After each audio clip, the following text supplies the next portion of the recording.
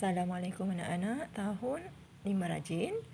Okey, kita bersiaran untuk jawapan asah minda muka surat 175. Baiklah, kita perhatikan soalan nombor 1.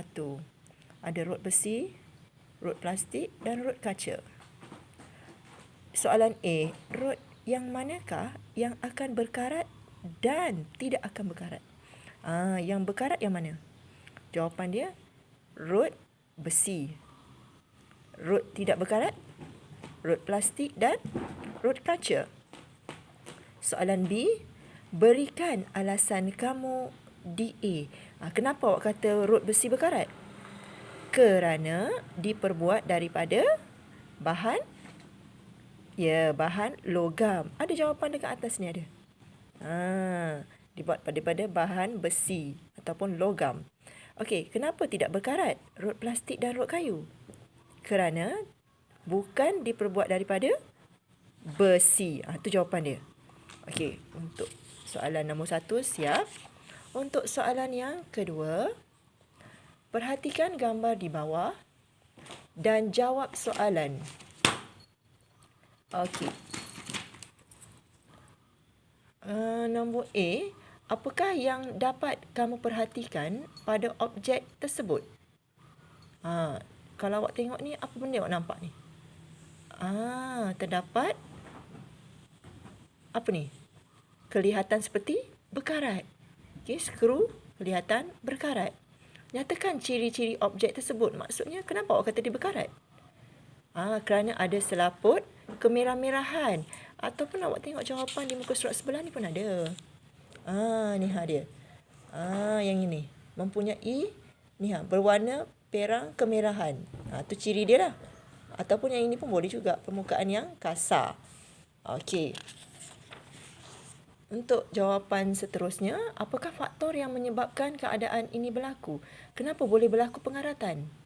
Kerana kehadiran air dan udara ataupun terdedah kepada air dan udara. Itu jawapan dia. Okey, nombor 3. Cadangkan cara yang sesuai mencegah pengaratan. Ni berkarat ni, rantai besi ni. Rantai basikal. Bagaimana awak nak cegah pengaratan? Dengan apa? Dengan meletakkan grease pada rantai basikal. Berikan alasan kenapa nak letak grease. Untuk mengelakkan daripada rantai terdedah kepada air dan udara ataupun terkena air dan udara. Okey, soalan yang keempat. Ada tabung uji A, B, C dan D. Tabung uji A ada jarum dan air paip. Tabung uji B, jarum dan minyak. Maksudnya dalam tu ada minyak lah. Soalan C pula, jarum, air paip yang dididihkan. Maksudnya air paip tu dididihkan, kemudian letak jarum, kemudian ada minyak. D pula, tabung uji D hanya ada jarum sahaja. Okey, soalan A, jarum dalam tabung uji yang manakah berkarat? Jawapan dia, jarum dalam tabung uji A dan jarum dalam tabung uji D. Ni. Mengapa? Kerana terdedah kepada air dan udara. Ni, terdedah kepada air, terdedah kepada udara. Okey. Soalan B, jarum manakah tidak berkarat? Jawapan dia ialah jarum dalam tabung uji B dan tabung uji C. Mengapa? Kerana tidak terdedah kepada air dan udara. Tu dia. Maksud air tu macam ni. Dia minyak ni, kalau bubur jarum tu, minyak tu dia menghalang udara terkena pada minyak dan juga air daripada jarum tersebut. Maksudnya dia dihalang. Sama juga yang ini, air dididihkan. Maksudnya dalam air ni sebenarnya ada oksigen. Dalam air pipe ada oksigen. Tetapi air pipe dia telah dididihkan. Sebab itu kalau awak tengok air, kalau dididihkan dia ada gelegak kan. Ada macam apa, gelegak-gelegak tu kan.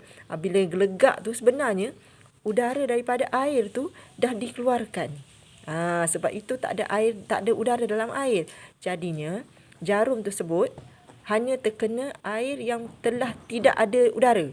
Tidak ada udara dalam air dan telah dilindungi minyak daripada udara masuk dalam tabung uji.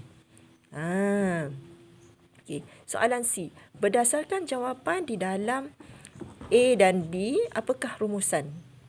Jawapan dia? Bahan besi akan berkarat apabila terdedah kepada air dan udara. Okey, bahan besi atau logam akan berkarat apabila terdedah kepada air dan udara. Okey, soalan nombor 5 tak payah buat. Kita buat soalan nombor 1 sampai 4. Selamat menjawab.